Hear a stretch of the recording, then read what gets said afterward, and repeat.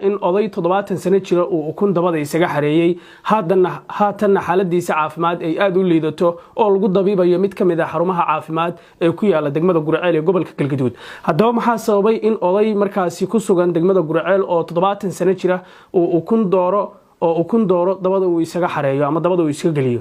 Warbixintan ayaan rabaa inaan dabcan idiin soo gudbiyo. Muuqaalkan marka hore la garee qaybta comments-kana fikirkaaga inoogu reeb.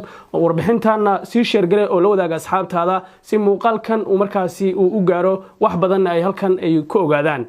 waa dareemi kartaa ukun qof aad daran nool dabadiisa iska galiya dana gelintu inay meelahan taaganta ma ahan isku xareeyay waa dareemi kartaa qatarta ay leedahay marka qatar aad iyo aad weyn ayaa meeshaas anu ka dareemayna dadku aad bay isku warhaayaan isku qadarkeedu soo qadqaadayaan. Mid kamid ah odayaasha ku sugan Gurceel oo lagu sheegay daadiisa inay jirto 70 sano ayaa waxa uu markaasi daawadayaal dabada isaga xareeyay ukun. Mid kamid ah dadka ku sugan Gurceel ayaa waxaanu ka wareysanay bal sababta sidaas uu sameeyay odaga 70 sano jira ee ukunta uu dabada isaga xareeyay iyo sidoo kale waxyaabaha kalifay ayaan waxaan wax ka weydiiyay bal arintaas inuu sharxaad guud inaga siiyo.